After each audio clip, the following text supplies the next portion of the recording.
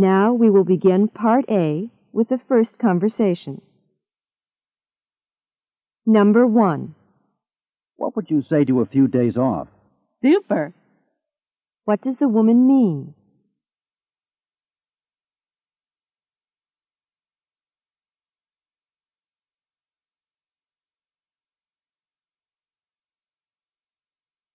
Number 2.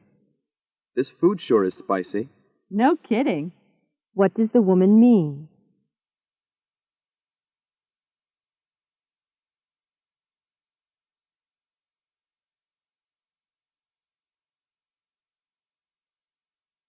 Number 3. Wasn't that a great movie? I've seen better. What does the man mean?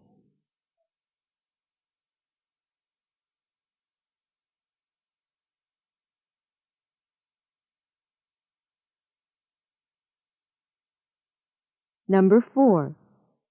That's a fantastic stereo system. It must have been expensive. I bought it on sale. What does the man imply about his stereo?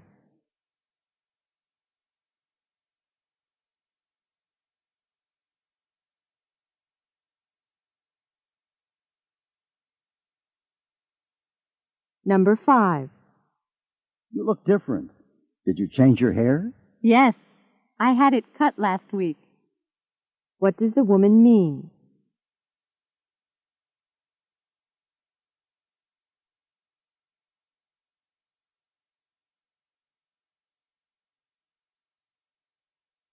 Number 6.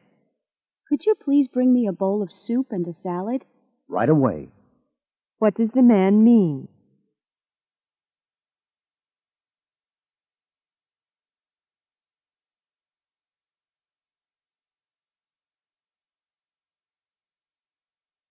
Number 7. Have you come up with a guest speaker for the banquet? Not so far, but I'm working on it. What does the woman mean?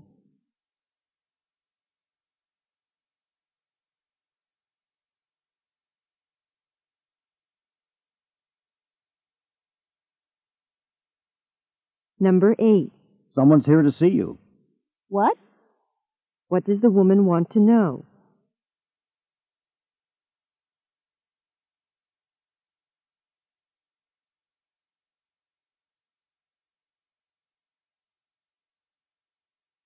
Number 9. Can you tell me how to use this pay telephone? The instructions are written on the poster right next to it. What will the man probably do next?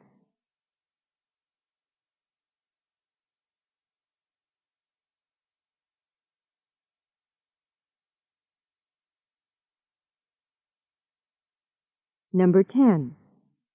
How did you do at getting contributions for the scholarship? Well, we're still short $200. What does the man mean?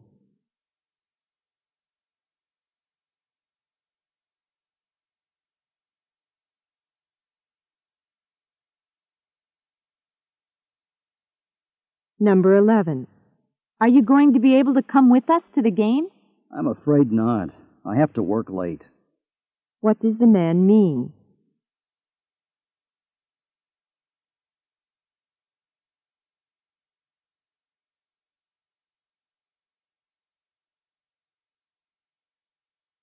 Number 12.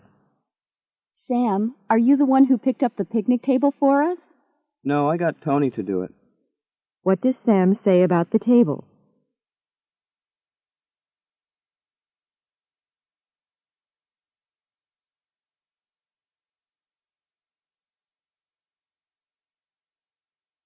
Number 13.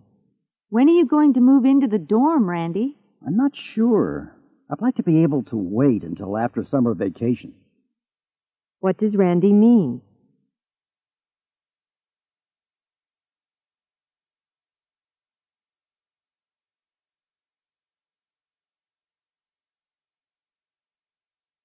Number 14. Thanks for fixing that broken chair. The glue isn't dry yet. The legs are still unstable. What does the man say about the chair?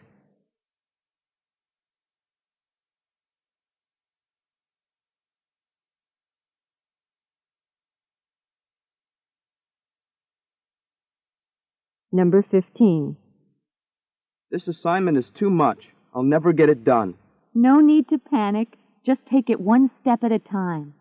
What does the woman think the man should do?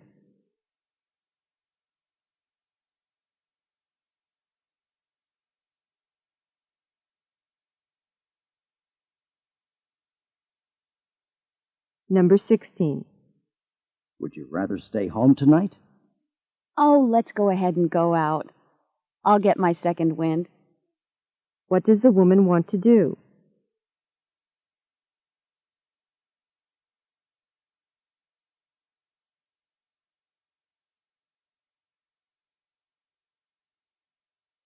Number 17. I can't figure out how to turn off the coffee machine. Did you check the instructions? They're printed on the back. What does the woman think the man should do?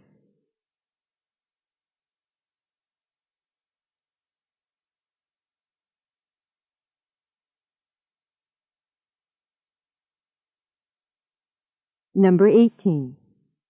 I just heard that starting tomorrow, students will no longer be allowed to use the gym for free. If I were you, I'd speak to the athletic department about that. That kind of policy doesn't really seem fair. What does the man suggest the woman do?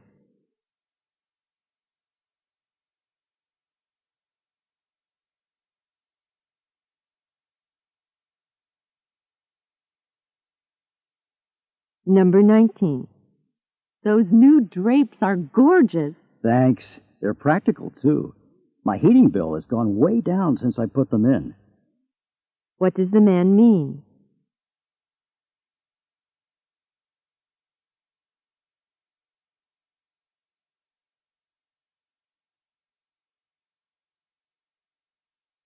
Number 20.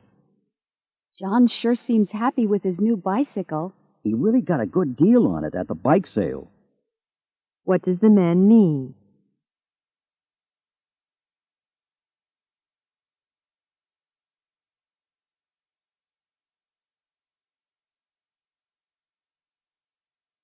Number 21. We're going to get something to eat now. Aren't you coming? I just finished a sandwich. What does the man imply?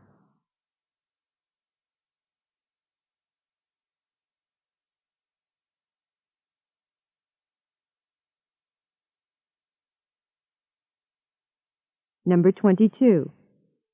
Isn't Professor Larson the only faculty member in the English department who has written a book? Far from it.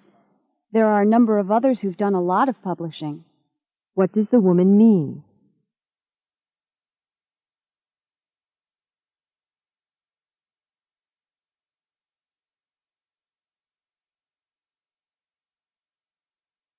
Number 23. We really ought to find a place to store all of these books. Maybe we should get some bookcases. What problem do the speakers have?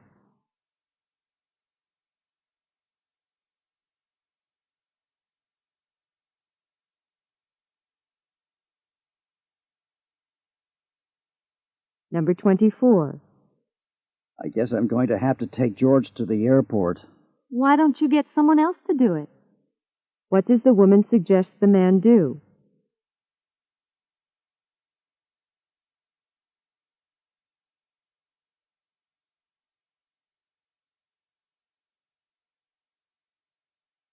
Number 25. I hear you're going to take the 6-week French immersion class this summer. Did you get a grant to help pay for it? Are you kidding? I have to pay for all of my own tuition, not to mention my room and board. What does the man say about the immersion class?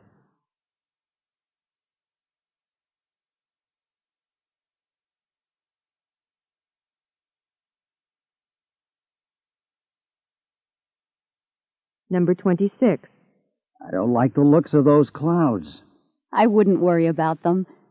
If it starts to rain, we'll just move our picnic indoors. What does the woman mean?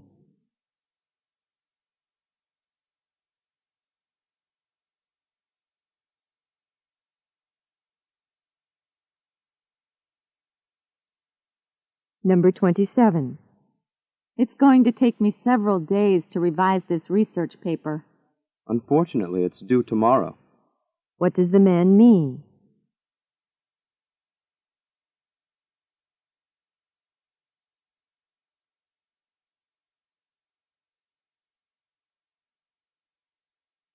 Number 28. Listen to this.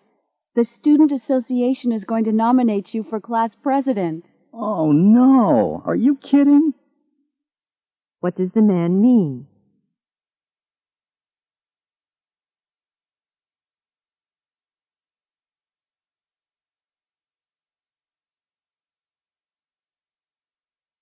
Number 29. Paul didn't show up at the meeting today. I know. What I want to know is if he finished that report he promised. What does the woman mean?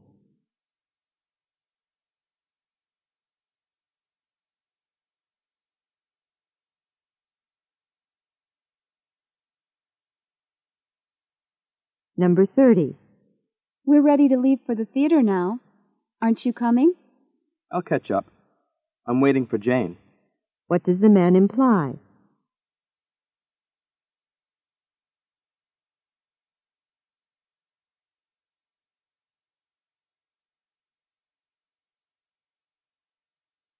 This is the end of Part A. Go on to Part B.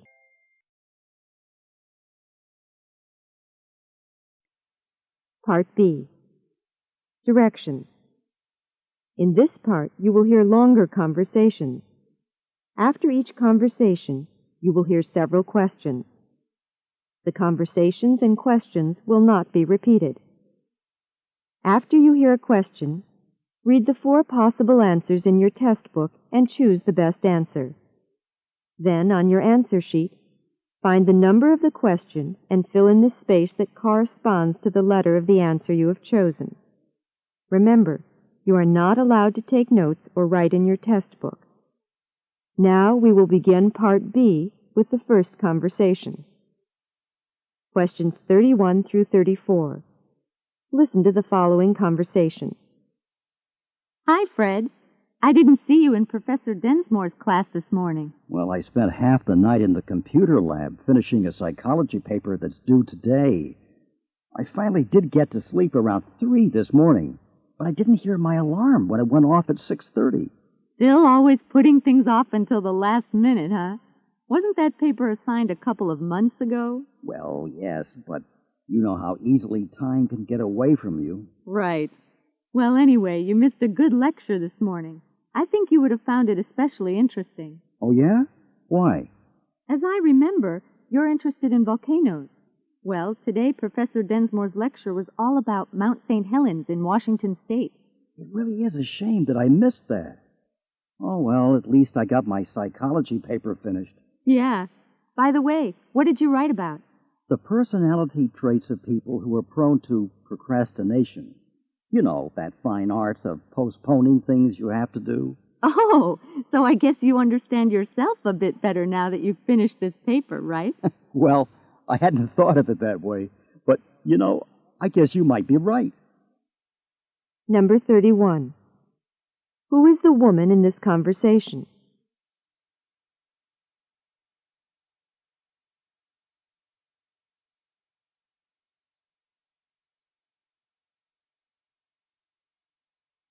Number 32.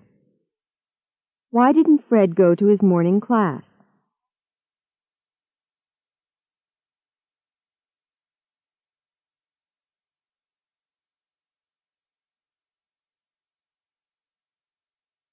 Number 33. What was Fred doing last night?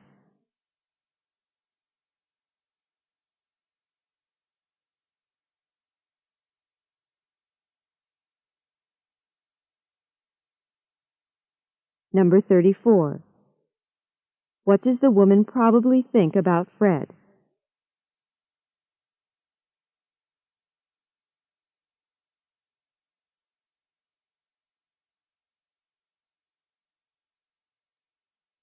Questions 35 through 38. Listen to a conversation about sports. Sam, where are you going with all that climbing gear? To the mountains? That's what most people think. But actually, I'm involved in an up-and-coming new sport, tree climbing. Really? I know that kids climb trees and people climb trees as part of their jobs, but a new sport? Tell me more about it. Well, there is now an organization, Tree Climbers International, which was founded in 1984 by Peter Jenkins. He also has a school where he trains people to climb. But why trees? Well, Jenkins is a tree surgeon and a former rock climber. He just combined his two loves into a sport. He says tree climbing is safer than mountain climbing and, well, a lot more convenient. So what do you use for equipment? Ropes to hoist yourself into the tree and a tree surgeon's saddle to sit in when you're in the treetop. And how do you get into the tree? I suppose that you choose really tall trees, don't you? A 75-foot tree is a good climb, and to do that you also have to be able to use a throw ball. A throw ball is a weight used to initially loop the rope over the branches. So what kind of trees are you climbing now? Well, trees are classified by difficulty from 1 to 6.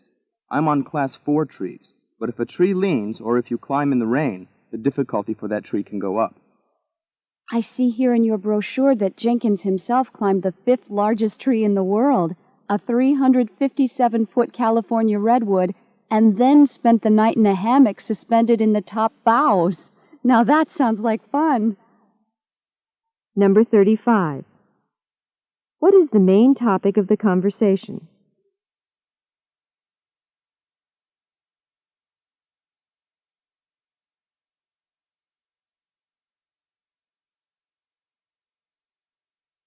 Number 36. Why did Peter Jenkins begin the sport of tree climbing?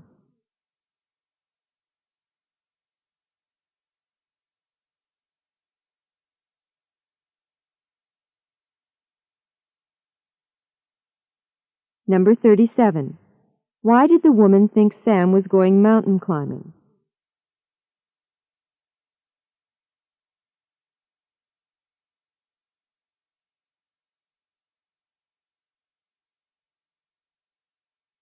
Number 38.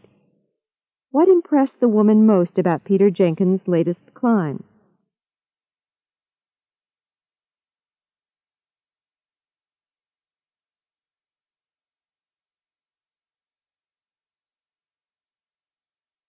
This is the end of Part B.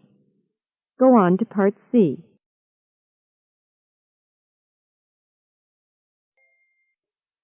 Part C. Directions. In this part of the test, you will hear several talks. After each talk, you will hear some questions. The talks and questions will not be repeated. After you hear a question, read the 4 possible answers in your test book and choose the best answer. Then, on your answer sheet, find the number of the question and fill in the space that corresponds to the letter of the answer you have chosen. Now we will begin Part C with the first talk. Questions 39 through 42. Listen to a social studies teacher tell her class about what they will be doing in the coming year. Welcome to Introductory Social Studies 101. My name is Professor Barrett. Let me tell you a little about myself, and then we'll go over the course syllabus together. After that, I'd like you each to introduce yourselves and talk a bit about what you hope to get out of this class. I have been teaching in the Social Studies department here at Johnsville College for 13 years. This is my first year of teaching the introductory course, though, which is one of the reasons I want to know about your expectations. I did my undergraduate work at Burke College and got my advanced degrees in modern American history right here at Johnsville. I worked for several years at the Social Science Research Center in Washington, D.C., but I wasn't able to teach there, and I decided that my first love is teaching. So I came back to Johnsville. Normally, I teach a modern American history course and a senior seminar. This year, Dr. Wilkins is teaching the senior seminar, and I have taken over this introductory course for him. I welcome the change and look forward to some lively discussion in this class. One more thing before I distribute copies of the syllabus. As most of you know, starting this year, we are introducing a community service requirement to the social studies curriculum. In order to get credit for this class, You will be expected to complete 10 hours of community service with one or more service organizations of your choice. If you have questions about whether a particular organization qualifies, please see me individually. Now, here is the syllabus. You'll see that this is the first half of a 2-year survey course on world civilizations. Let's look at the details of the syllabus so that you will get a sense of the pace and sequence of the subjects we will cover. When I'm finished, I'm sure you'll have lots of questions. Number 39. What was one of the reasons that Professor Barrett said she wanted the students to talk about their expectations?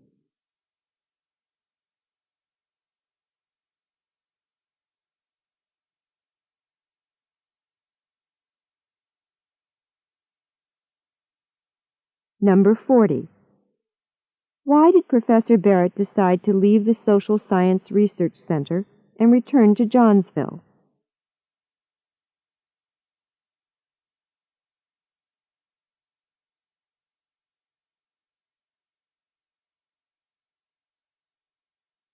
Number 41.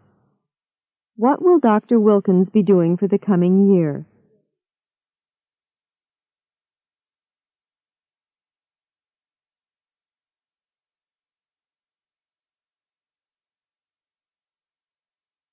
Number 42.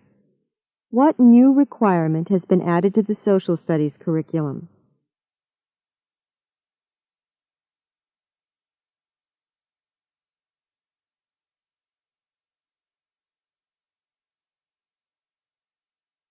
Questions 43 through 46. Listen to a radio talk about robins.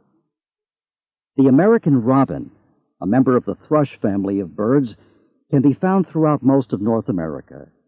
It is commonly seen on neighborhood lawns, where it runs to and fro looking for juicy worms and tasty insects. In the fall, many robins migrate from the north to spend the winter in the warmer climate of southern states. However, not all robins migrate that far or that direction. Some birds migrate east or west rather than from north to south. In the spring, males arrive back in the north before the females to select nesting territories. Once the females arrive and a male has successfully acquired a mate, construction of the nest begins. Robins' nests are neatly molded cavities of mud and sticks, which are lined with soft grass and down from the breast of the female. Robins' nests can be found in a variety of locations, including trees, window ledges, and even on the tops of outdoor lamps. The female lays between 4 and 6 bluish-green eggs. Once laid, the eggs need to incubate for 12 to 15 days before they hatch. While the female does most of the incubating, sitting on the eggs day and night to keep them warm, the male does relieve her from time to time so that she can eat. It is common for a pair of robins to produce 2 sets of eggs in one summer session. Number 43. What does the robin eat?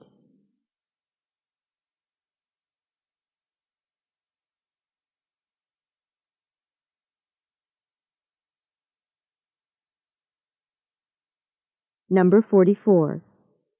Why do many robins fly south in the winter?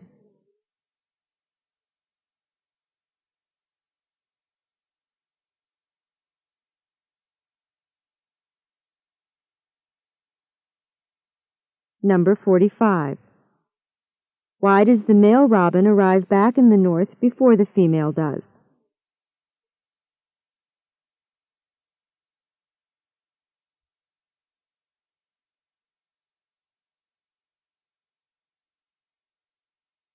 Number 46. Why does the male robin relieve the female during incubation?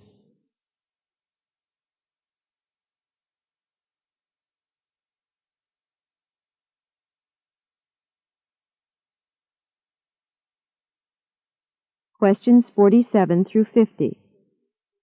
Listen to a talk given to a group of new international students.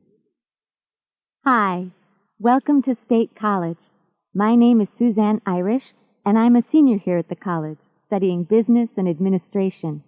I'm originally from New York, but I've grown to love Vermont very much, so I consider it my home, and I hope that you will too. I work for the International Student Advisor, Mrs. Stoke, whom you have just had the pleasure of meeting.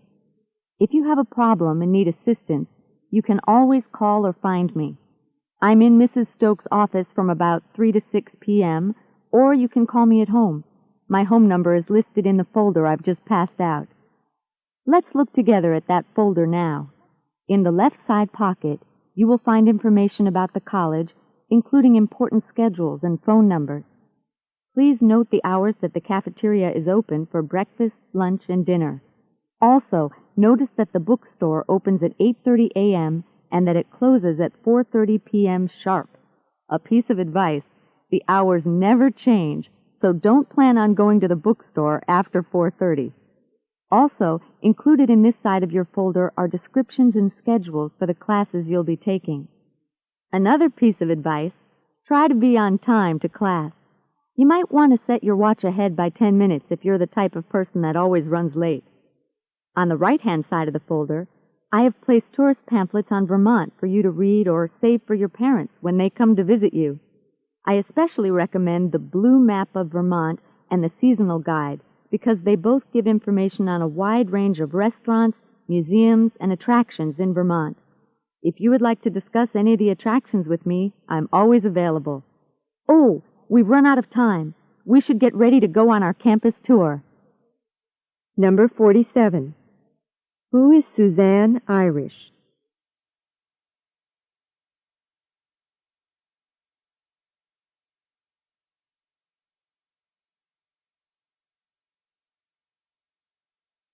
Number 48.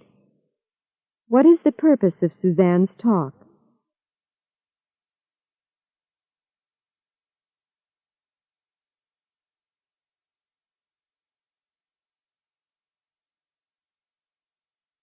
Number 49. What two pieces of advice does Suzanne give the students?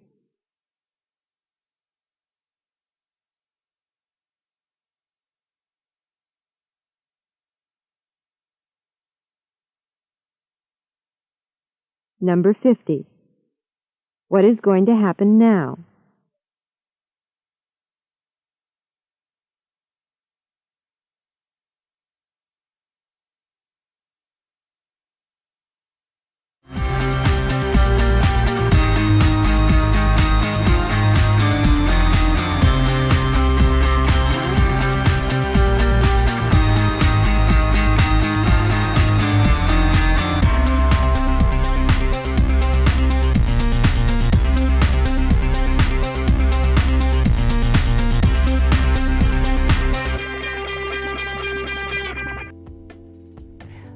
Well guys, for more lessons, please subscribe, like, comment, and share it.